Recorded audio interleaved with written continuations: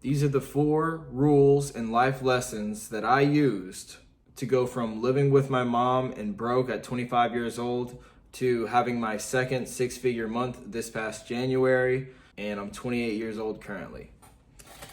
Let's get straight into it. So number 1, whenever you're about to make a committed decision, ask yourself if it aligns with who you want to be in 10 years. Before I even decided that I wanted to do wholesale real estate, I just knew I wanted to be an entrepreneur. I knew I wanted to be in business. I knew I wanted to learn how to run a business and how to make a business. And so I just knew that it was that direction that I was going. And I was like, will wholesaling real estate help me to be the type of person that I want to become in 10 years?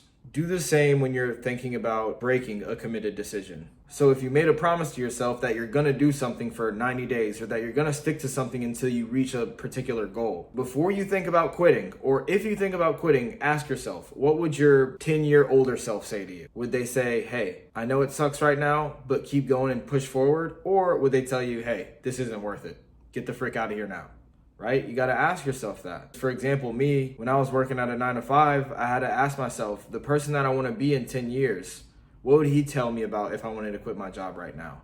He would say, and I remember talking to myself and I was like, bro, if you don't want to work a 9-to-5 in 10 years, then don't work a 9-to-5 now. If you want to take control of your life, start now, quit now. That's the only way you're going to get to the other side, is if you make that jump and you make that leap of faith. So before you're about to do anything or make a committed decision, and if you're thinking about bailing on a committed decision, ask yourself, what would the 10-year older version of you say? I wrote here, figure out who you want to be first and then spend the rest of your life chasing after that person. You'll always be growing, so your expectations for yourself will continue to grow to newer levels. I am the exact same person that I envisioned for myself 5 years ago.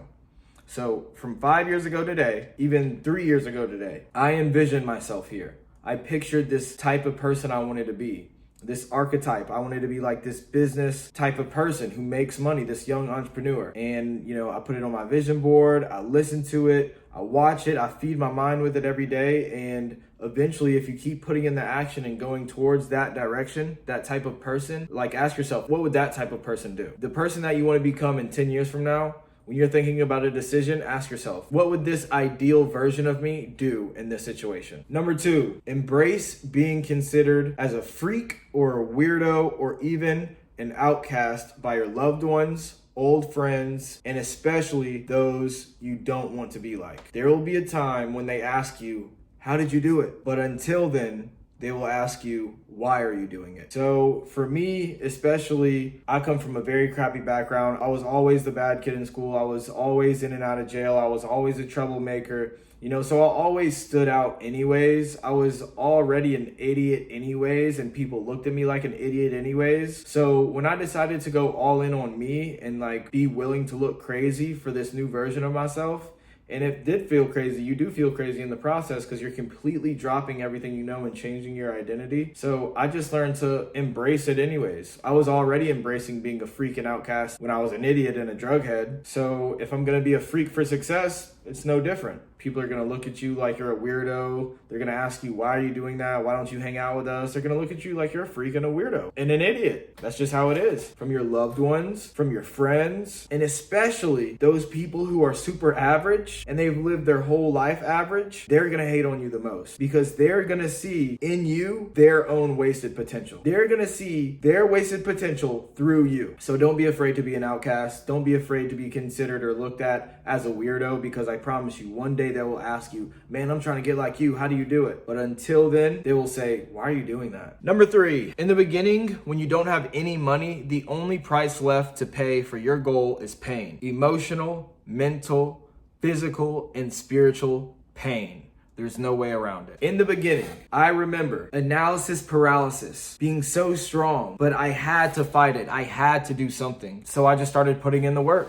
I started doing the hard things, doing things that I didn't want to do, right? All I knew, I wanted to elevate myself and self-improve myself in 3 main categories of life: faith, fitness, and finance. And then you could also put family in there too. But faith, fitness, and finance. So when I decided to get my fitness in check, I didn't have to know all the workouts, all the exercises, all the muscles, all the muscle types, all that, how to eat right. No, I just started doing push-ups because it was pushing me in that direction. I just did push-ups and I started to eat more because I wanted to gain weight, gain muscle. So I started eating more and working out way more. The point is though, it was hard. It was hard to eat all that food. It was hard to do the push-ups, but I didn't make any excuses. I knew that it required some sort of effort from me. The person that I wanted to become required me trying my hardest every single day. So that's what I did, especially when I was out in Houston and I bet everything on me and I decided to go all in. It's either do or die. It was a lot of emotional pain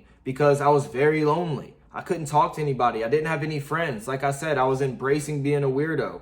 I was on my journey and I had to go through it alone. I had a lot of spiritual pain because I was praying every day and trying my best to get closer to God every single day. I was fasting. I was doing no-fap. It was spiritual pain. My heart hurt. Spiritual progress is always the hardest. It really is. Once you learn how to make money, you never forget how to make money. Even if you lose it, you could gain it all back. And it's a skill. And you could see it in monetary value. You could see it in paper money or things, flashy cars, things like that. But with spiritual progress, you don't really see any material progress like that. So it's even more discouraging than trying to figure out wholesale real estate and you don't see any results for, 3 to 8 months, right? So just imagine how hard it is to grow spiritually. And number 4, the last one, any action is better than no action.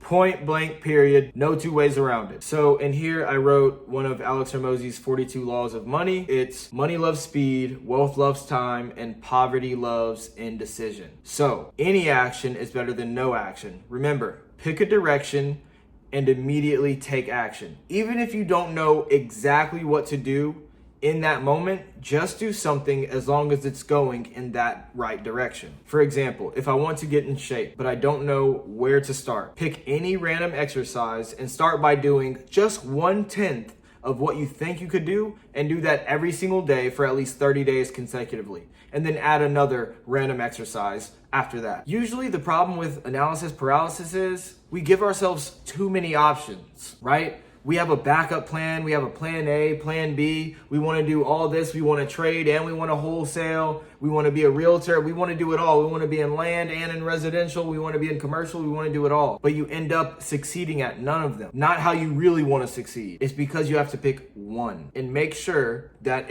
you go down. Keep going further down your niche and be an expert in something. Get really good at something. And let me tell you this is another secret to money. The more specific that you could get with your product or services, the more expensive you could charge for it. For example, I could sell a self-improvement course for $50, or I could sell a health and fitness self-improvement course specifically for gym owners and gym trainers. And I could charge $5,000 for this one simply because it's more specific. So learn to stick with one thing, follow it all the way through. And remember, ask yourself, what would your 10-year older self say? Would they tell you to quit or would they tell you to stick it through and see if it works? And I'm telling you, if you give your all to something every single day, nonstop, you will get it. I promise you, anything is possible. Like I said, I was 25 years old, just got out of jail, living with my mom, broke, had a 9-to-5, had a scarcity mindset. Now I'm 28 years old in a luxury high-rise apartment. I got one of my first dream cars ever. I got my own stuff. I'm not worried. I just had my second 6-figure month just last month, and I've made multiple 6 figures throughout just these last 18 months. If you guys got any value out of this, make sure to hit the like button, comment, subscribe. I'm dropping weekly videos about wholesale real estate,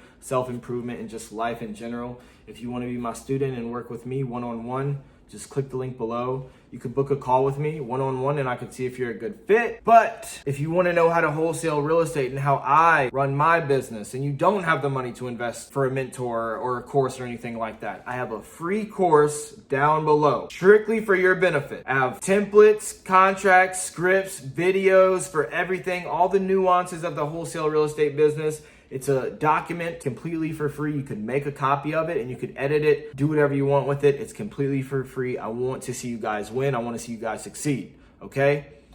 Stay motivated.